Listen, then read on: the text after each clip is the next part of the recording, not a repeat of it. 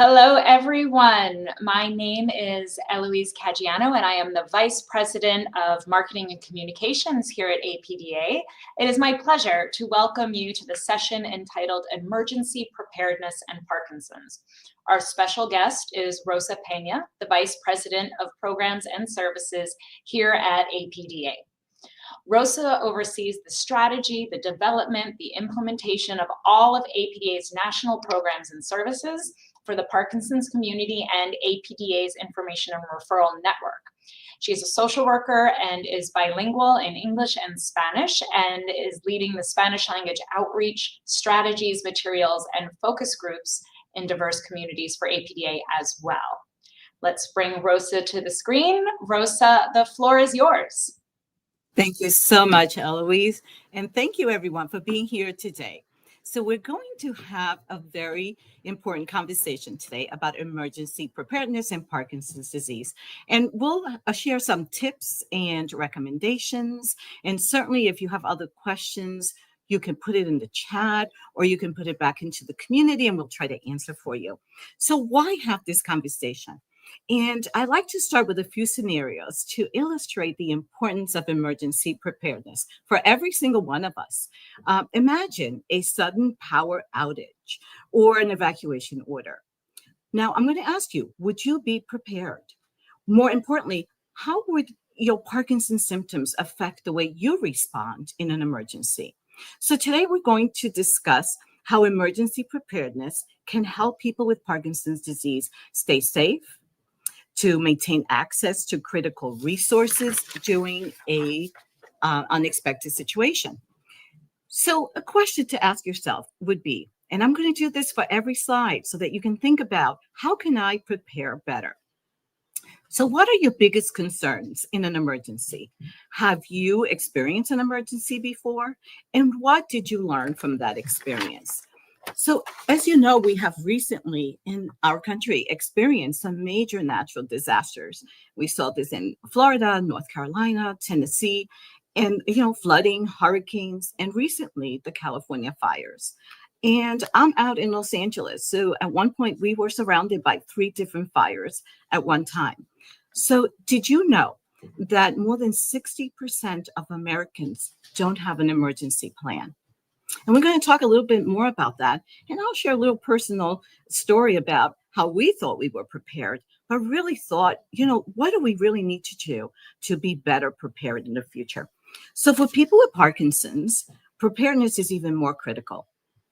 Mobility challenges, medication needs, and access to care can make emergencies much more complicated.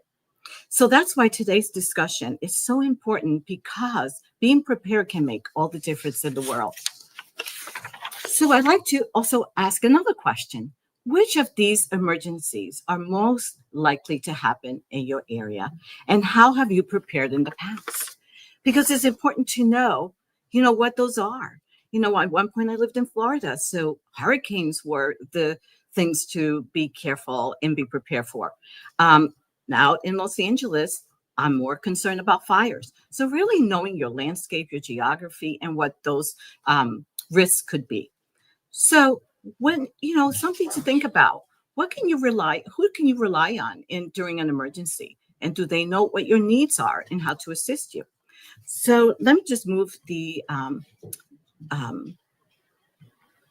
create an emergency plan. That's where we are. So really trying to identify those risks and plan for different scenarios. So there are 3 things to consider, and I call them the 3 Ps, and they are plan, prepare, and practice. So let's look at the California fires, for example. So every year, thousands of acres burn, forcing evacuations, cutting power. Transportation can be affected, and medical evacuations. And people may not have access to their physician or their medical offices. And so for some with Parkinson's, this can be especially dangerous. So smoke can cause breathing issues. Power outages can affect refrigerated medications. And sudden evacuations can be difficult if mobility is a challenge. So by identifying a risk in your area, you can take proactive steps. So what are some of those things that you can do? One is, signing up for emergency alerts. And there are different things that I'll share with you in terms of where you can access these emergency alerts. Planning an evacuation route. Where would you go? Which way would you go? What would the traffic be like? Keeping extra medications and supplies on hand. And one thing to remember, that if you're in if an area is under a state of emergency, you may be able to get refills early. So just think about that and speak to your physician's office before an emergency happens so that you're prepared. And then having a backup source of power. We learned that because, we rely on our phones and the phones eventually run out of charge. Do we go into the car and, charge your phones and charge other things? So how do you have this backup power source? And we'll make some recommendations around that as well. And having a communication plan. Discuss and go over your plan with your family, with your caregiver, with a trusted friend, so they know what your plan is, so they can check on you. Write it down. Share it with people, with your neighbors that could help you in an emergency. So the other thing to consider is making a plan for your pets. And I know many of us have pets.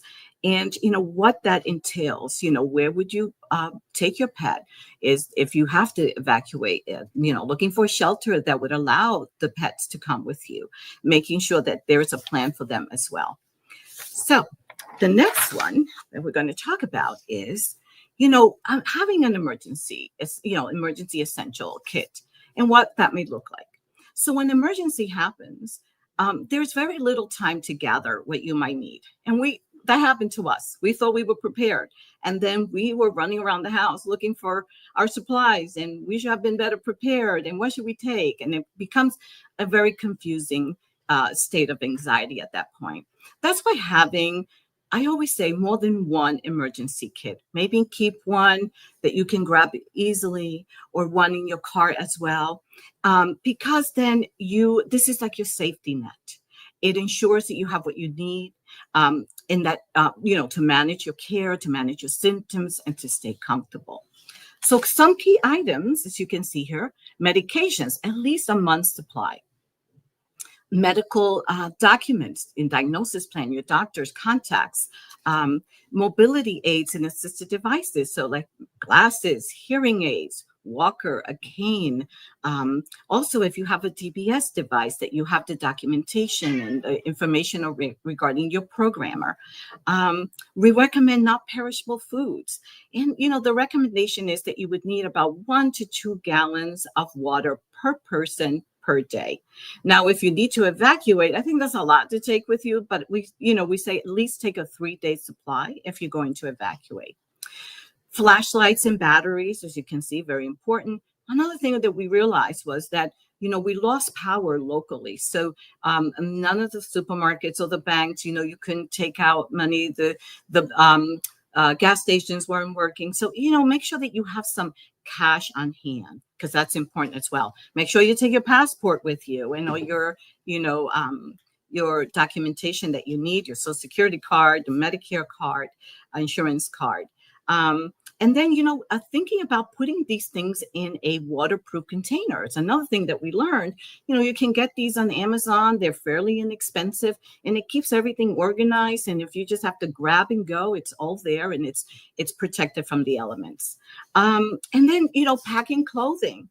One of the things I learned was that my kids were packed. I didn't pack any clothes, so I don't know what I was planning to wear. But these are the things that, just have them planned and packed and ready to go. And another thing to think about is, the question. So what do you already have in your emergency kit? I'm hoping that I'm going to hear that you all at least have attempted to have an emergency kit. And what do you need to add and update to make it the best that you can at this point? So what about medications?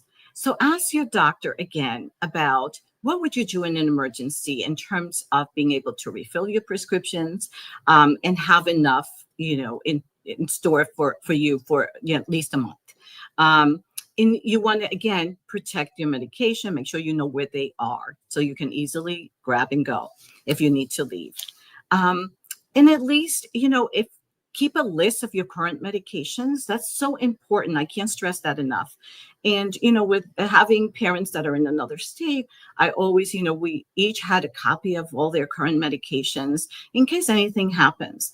The other thing that I'd suggest is that APDA, we have a wonderful free app that you can get at the for Android and for your iPhone, that you can track your symptoms over time, and also has a medication tracker with reminders when to take your medication and a listing of your medications. So that's another way that you can keep your things in a secure location, and you can access it at any time.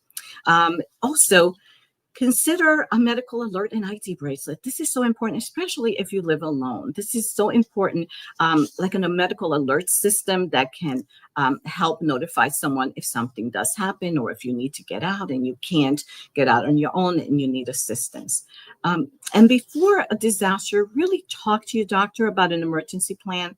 If you need an alternative clinic or, medical office, if you need to be seen, or think about telemedicine options that are now available for people, and many times Medicare will pay for those types of visits. So how do you track your medications? That's a question now. What are the challenges that you foresee in getting refills during an emergency? So something to think about. I'm going to move to the next slide. So let's talk a little bit about mobility and communication challenges. So living with Parkinson's, and facing a potential emergency can present additional challenges. So like if you need to evacuate earlier than later. I can't stress this enough. And we saw this with the fires in California. So those people, unfortunately, that were affected the most were people that lived alone, that were older adults, and also who waited too long to leave or refused to leave. So I can't stress enough that if there's an order and you're asked to evacuate, to really do it earlier than later, and choose routes that are accessible for mobility. And we'll talk about if you also need some form of transportation to be able to evacuate. So in researching some of these things, as a social worker, we need to help guide people through these situations. During the fires, I offered my volunteer services to help the elderly if they needed to evacuate or they needed supplies at home. You can register also with local emergency services, such as 911 disability registries, that they know that if something happens, that you would be able to reach someone and they would be able to help you. So first responders, they know that you might need a special type of assistance. So if you live in a high-risk area, arrange for a trusted neighbor, family members, or friend to help you in evacuation. And we saw this in the fires in California, where neighbors were helping neighbors, strangers coming in and just helping people get out and help save their lives. So if you don't drive or you need assistance, plan for accessible transportation options. There are some, disability-friendly rideshare programs that you could access in planning ahead and knowing, how to access those services. Store an extra cane or walker if you use one in your emergency kit, because when you're trying to leave, you may forget your walker, and so having an extra one would be helpful. Staying in a shelter. Inform the staff if you need to evacuate about your mobility needs. Maybe you need a space that has a little bit more room to get around, or being able to sit, or being able to lay down. And what are those accessibility requirements that you might have? And then consider also Parkinson's can affect speech. So there, write things down if you need to. Have a notepad or an iPad or a text-to-speech app. And those are free that you can download also on your phone. So my question is, what mobility or communication challenges do you anticipate in an emergency? Because that's important to know what your needs are going to be. Let's talk a little bit about caregiver and support network planning. So during an emergency, having a strong support system in place is imperative. I can't stress that enough as well. Whether it's a family member, a friend, a neighbor, or a professional caregiver, when my mother was in her late stages of dementia, we had professional caregivers that could be there in the blink of an eye should they need assistance, because I'm a long distance, adult child. So knowing who you can count on and having a plan in place ensures that you receive the help that you need. So what are some of those things? So emergencies, as we know, can be so overwhelming that when your caregivers and support network are informed and prepared, they can best help you and step in quickly if they need to help you with evacuation, with medication management, with daily care needs. So the first step, I always say, is identify what your needs are and be honest and be realistic. It's okay to admit when you need some help. And then the second is to explore what is available to you already or who you can count on. And the third step is to, explore those resources, reach out. Number 4, reach out and create a plan. So who in your network that can help you in an emergency? Think about that. And do they know what their role would be in your plan? So emergency alerts and notifications. So in an emergency, information is just as important as having supplies. So staying connected and receiving real-time alerts can give you the time you need to react, whether you're staying in place, sheltering in place, evacuating, or you just need to secure necessary resources. And we saw this with, the fires, that there was, some of the information was delayed, or, your electricity, we lost electricity. We couldn't, listen to the local news.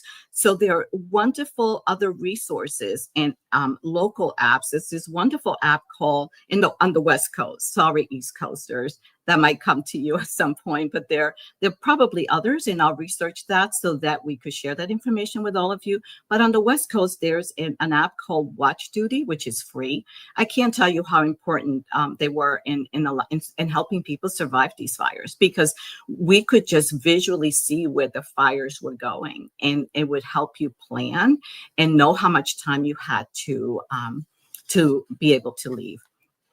So I wanted to say, social media accounts, if you are able to access, like Facebook, local Facebook pages, people are sharing real-time information. Well, I just saw a fire, 5 minutes from my house, and it helps you, position yourself where you are and maybe how much time you have to be able to leave your home if you need to leave. So having a smartphone is very important and very helpful.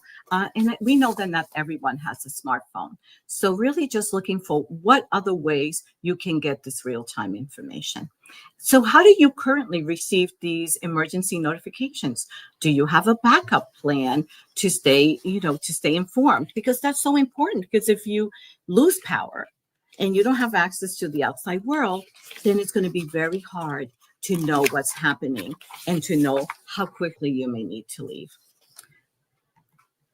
So I'd like to also share how important it is to practice and the plan. Remember the 3 Ps that we talked about: plan, prepare, and practice. So in an emergency, I can't stress enough, that stress can make it harder to think clearly. And we saw this. We thought we had this plan in place and we were going to be ready to go. And then, where reality sets in, and you have minutes that grab everything you can, your pets, yourself, your things, that stress can really set in. So practicing in advance helps you react more efficiently and reduces that anxiety.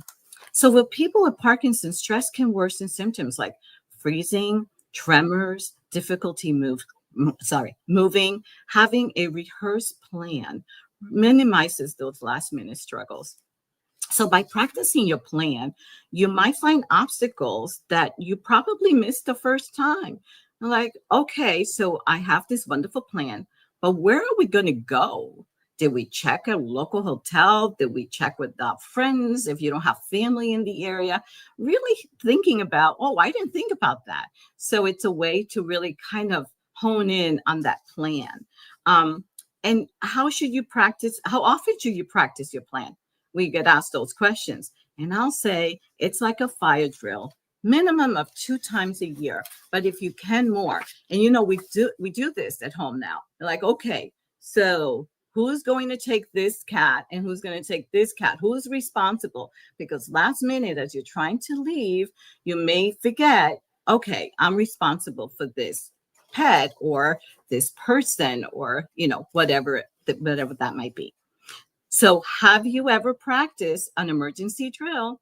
And what challenges did you notice? How can you improve your plan? And if you don't have a plan, you're going to have one after this. So we're going to talk a little bit about emergencies aren't just physically demanding. They can also be emotionally overwhelming. So stress, uncertainty, and sudden changes can take a toll on our mental health. And people with Parkinson's, it can increase their anxiety, emotional distress, can just worsen their symptoms. So why does it matter? Why does mental health and emotional preparedness matter? Well, I can tell you that it matters because if you practice the mindfulness and the breathing and relaxation techniques, you can stay calmer and be more focused. And it helps you have that flexible mindset, because when things are happening and they're happening quickly, and you feel, okay, am I prepared enough? And I know what I'm going to do. It's difficult to stay focused. So be flexible, because, things are going to happen. We're all going to experience these, at some point, these natural disasters. And we need to focus on what we can control, because some things we just can't. So really having that flexible mindset, and then knowing that you're not alone, that during a crisis, knowing that can reduce some of the fear, that there are people that are willing and able to help, and staying connected to family and friends for, reassurance and guidance and support. You can also seek professional support, or counseling. Social workers are wonderful to do that and help people reduce their fear and kind of feel empowered and feel like they can handle certain situations. So question is, what strategies help you stay calm in stressful situations? What support systems do you have in place at this point? So I wanted to share a couple of additional resources as we're coming to the end of our conversation, and we can go on for hours around this, emergency preparedness, because there's so much to consider. But one of the things to think about is that there are local community response teams in most communities, and these are neighborhood, preparedness volunteers that are taught by local fire and law enforcement agencies, and it's FEMA approved. And these are people that are, can come out and help during these kinds of emergencies. And they have great resources. They help you find shelters. So, there are these local CERT groups that can be helpful. American Parkinson Disease Association, we're here to help. We can help you get connected to local resources. Red Cross has great information, and we'll have these available to you so that you can go to these websites and gather more information. And then my question is, are you familiar with these resources, and what other organizations have helped you in the past? And coming to the end here, wanted to share a few more tips just to end. If you have an opportunity, take pictures of your home, outside, inside, your contents. It's good to have this on file, pictures, videotapes, because you never know if something happens and you have to have a claim. And it's important so that you can be able to have documentation as to what was in your home, inside and out. And also making sure that your home has a clear path for evacuation if you need to. So having some furniture away from the entrance so that you can exit easily. Some of these resources are like the Red Cross helpline, 1-800 number. They have a free app that you can download on your phone. Again, has all these wonderful resources that you can access. The United Way, I can't say enough. They are wonderful. They're in every community. It's 211. You can text or you can go to 211.org, and they have amazing resources. You can call them. They're 24/7. They have all kinds of resources regarding food, shelter, counseling, taxes, anything having to do with older adults, they're able to help and guide you. And coming to an end here, I wanted to end with just very simply, to remember that every sunset is an opportunity to rest, and every sunrise begins with new eyes. And that was Richie Norton. So just remember that preparation is important, the 3 Ps, and we're here to help. So thank you so much, everyone. I think I'm going to bring Eloise. There are a few questions in the chat. Thank you so much. Yes. Hi, Rosa. Thank you. That was a very informative and really important presentation. We have time for just a couple of questions. Sure. So let's jump right in. We have a question from Debbie, which might be a tricky one. How do we get a person to evacuate when they resist leaving? That's a really, really good question. And we saw that so many times during the California fires. And, the families were distraught because they did the best they could to get the person out. Neighbors, were there. And what I say is that if you do your best to try to have this person understand that it's to save their lives, that the most important thing is saving their lives, and everything else is replaceable, but lives are not replaceable. But sometimes you can do the best you can, and then if they are of sound mind, there's just so much you can do. And self-determination. And again, that's a really difficult one, and this is why it's important to be prepared and to have these conversations early on. We have another question from Jacob, and also a question that came in earlier that has to do with not being able to drive. Either what if you don't have a car or access to one, or what if you're no longer able to drive? What do you do in an evacuation situation? Again, if you're, and I remember being in a flood zone or, whatever evacuation orders are, the problem is that people wait too long to exit, to leave.